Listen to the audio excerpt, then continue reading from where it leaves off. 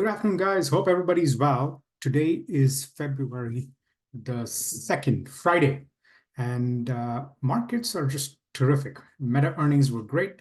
Amazon earnings were great. Apple earnings were actually good, but I think the news on China is going to be a little bit of a draw, which I think I mentioned even 2 or 3 times before on Twitter. So keep that in mind. But Apple doesn't give you too many chances to go down as a stock. It's going to go up from the 200-day moving average, which is roughly in the 180 zone, 175 to 180 zone, 170 to 180 zone. So if you're interested in Apple, you want to look for that zone and buy between 170 and 180 for a good move up. Okay, one of the stocks that showed up on my radar, which is a very good bank, Fintech company, is NuBank. They're a Brazilian company. So following up from yesterday's video on Meli, Mercado Libre, I'm just doing a little bit more on NuBank, which is a competitor in some ways, but also a very good fintech company based out of Brazil. The company was started in 2013 by 3 co-founders, and they now have a big presence in Brazil, in Argentina, and they have a lot of good Latin American customers that they've signed up on board, close to 80 million. So let's take a look at what they do, how they do it, what's good, what's not good. NuBank is one of the largest digital banking platforms. Now, to give you context, there are hundreds, if not thousands, of fintech companies because it has become a lot easier now to be able to get account up and running. Banking licensing is still a challenge in a lot of places, but a lot of fintechs actually don't want to be an entire bank. NuBank is actually different. They actually are a bank. But the big advantage for a lot of the fintech companies, they don't have to have physical presence. We've gotten a lot more comfortable now not having to go to a bank to deposit money. There are enough ATMs everywhere. And most people are now doing digital transactions via mobile phone or buying online. There's really not that much of a need. And even the offline transactions are being done by credit card or by phone. So there's really not a need for you to have to go to a bank is one of the big reasons why a ton of companies are being formed in the fintech space, specifically in the banking space. They have roughly about 90 million customers starting in 2013. They started with a credit card. They added on insurance products, and you can see their new life somewhere in the 2020 timeframe. But after that, just see the growth. This is a hockey stick, as you can see. 2014 to 2020, they went from zero. Look at this, about 7 million by 2019. And then after that, from 2020 to 2023, just rocketed. Of course, a lot of it is because of COVID as well, but they add so many new capabilities. They have the ability to be able to have Google Pay and Apple Pay. You can easily and seamlessly do it. They're roughly doing about 2 billion in revenues, growing at 50% or more year over year. Solid growth. I mean, a lot of people compare this to a SoFi in the North American area, but NuBank is just way bigger. It's just a much better run company. And a lot of the metrics that NuBank provides are very traditional metrics like a bank. What is their loss ratio? What is their credit profile? What's their future regulatory growth? Very, very good movement. The gross profit is about the $900 million mark, so nearly 50% gross margins, very strong gross margins, and net income of about 360 million. Net income, sorry, about 300 million. So very strong balance sheet, very strong income statement, good growth. It's a little bit richly valued, which I will give, but this is one of the strongest companies I've seen in a long time. So they roughly have about 90 million customers, very meaningful shift now towards profitability. The CAGR from a revenue standpoint has grown 100% from 2021 to 2023. Gross profit has grown also another 100%.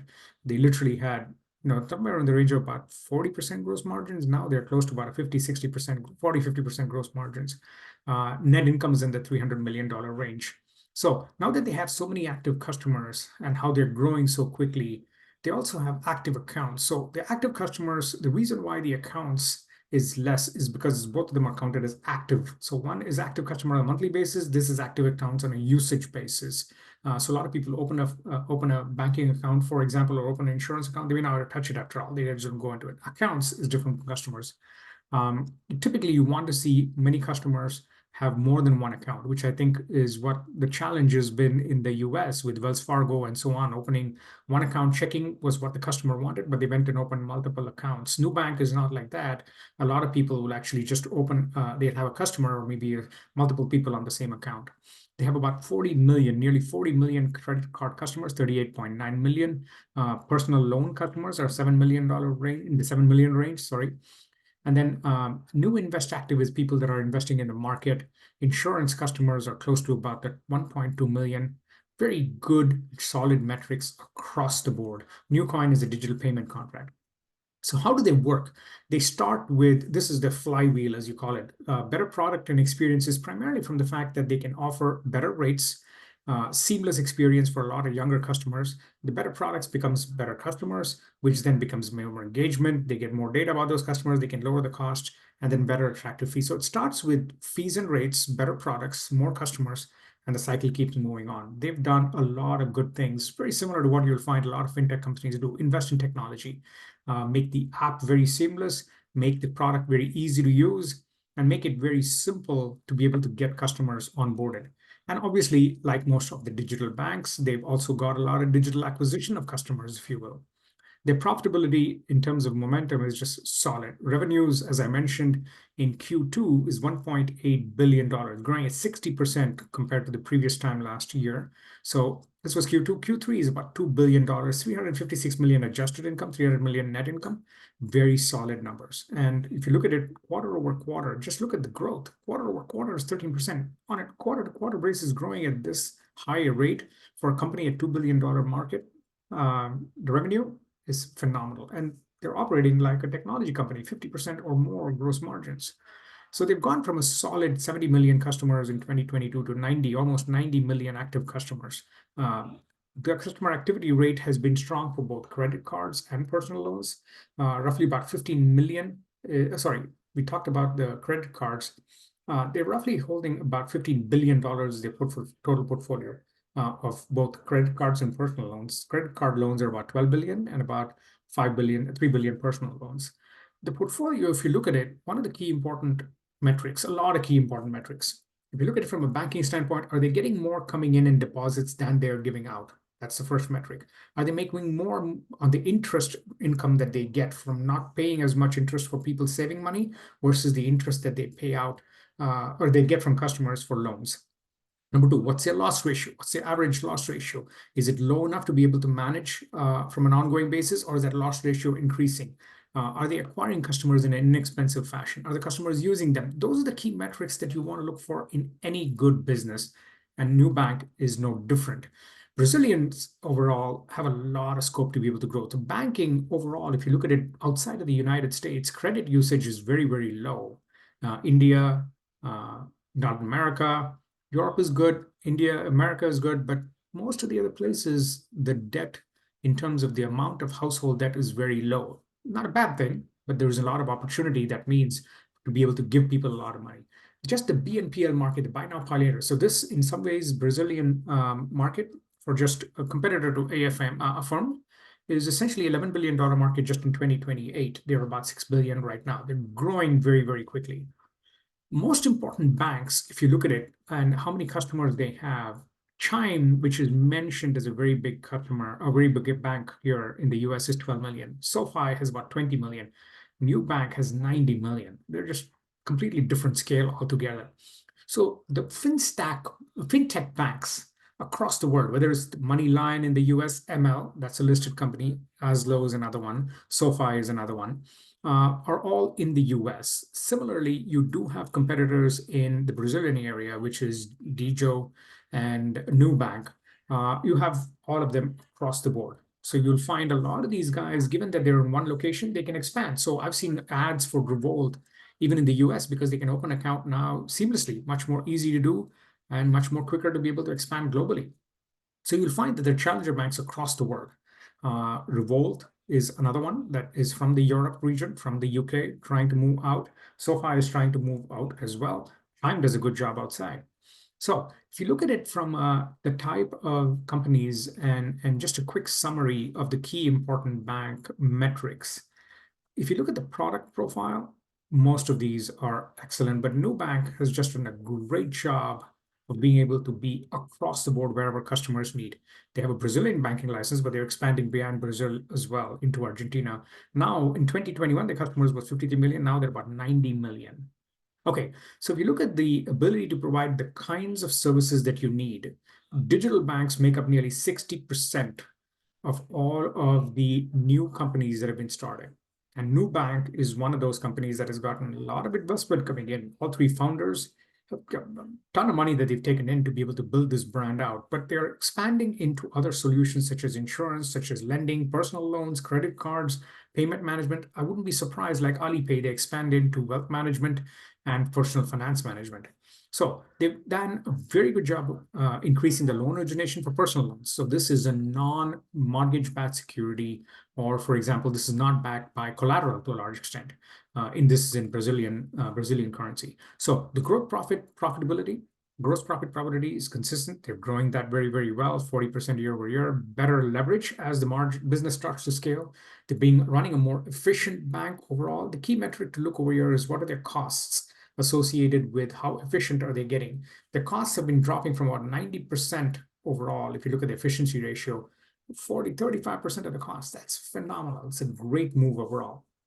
So the cost to acquire a customer is $7. The lifetime value of the customer, not mentioned over here right now, $2 is great marketing. The cost to acquire a customer is $7. The lifetime value of the customer, usually about 18 months in, they make about $18 from the customer. So phenomenal return. The cost to serve the customer, active customer, is about less than $1 per active customer because they're not really making a lot of phone calls. They're not really entering a bank physical location. And the cost of risk has also dropped because their delinquency rates are much, much lower. And they've got very good deposits for most of their customers. They've also done a very good job of underwriting credit risk. Now, underwriting essentially is a process of being able to understand all the information about a customer and deciding whether they are a good risk to take. And by income band, whether it is the low income customers or the very highest end customers, very, very good job of being able to manage their risk. What have they done in terms of new product introductions? Besides having a simple bank, which allows you to be able to have a debit card, credit card, they've also done payroll lending, and they've done a consistent job of moving that across from primarily Brazil to Mexico to Argentina and grown their business very, very well in the last few years. The three founders of the company founded it in 2013, and David Velez actually recruited both Christina and Edward to be able to be the technology and the marketing arm. There's a very good video of Christina, actually, just about a 2-week-old on the Peel on YouTube. Go take a look at it. Very, very good, very articulate, talks really about the good parts of what they've done well, and also the challenges that they're facing going into the new year. 90 billion, to give you context, there are 660 million people in the Latin America region. They have 90 million customers. Can they get to 200 million? Yes. After that, will it be a challenge? Yes. So they talk about what does it take to convert a customer to have multiple accounts and how they get the new customers. So that's the quick overview of NuBank. Now let's go take a look at what is it that NuBank does from our 5-step process, see what we like about the company, what we don't like about the company, and understand what are the key important metrics. Okay, we always start with the fundamentals and financials first. And on an annualized basis, NuBank has gone from 600 million in revenue, 100%, 200% growth, 200% growth. Growth has slowed down to 60%, but look at this, even last, oh, this is quarterly. Let's go back. Okay, so 300 million to 3 billion, 10 times, more than 10 times. This is nearly 12 to 13 times. Phenomenal growth. This is beautiful growth. They've just grown phenomenally over the last few years. So $3.3 billion annualized in 2022. Gross margin is nearly in the 60%, 70% range. They were losing money until last year. Now they seem to have made money. So they were losing about 10% net margin negative.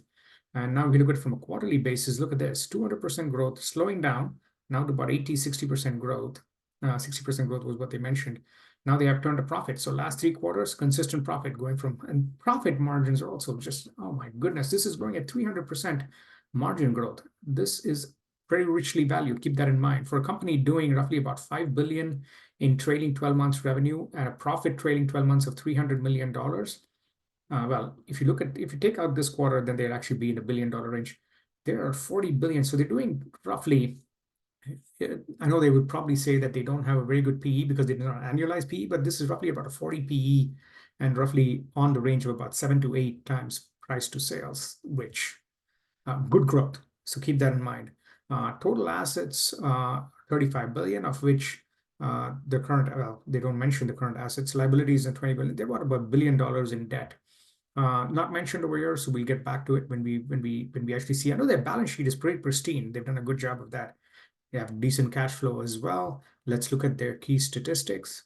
Okay, so price to earnings is in the 120 range. That's high, but it's going to go down given how well they've run their earnings. Very, very good job of managing earnings very high.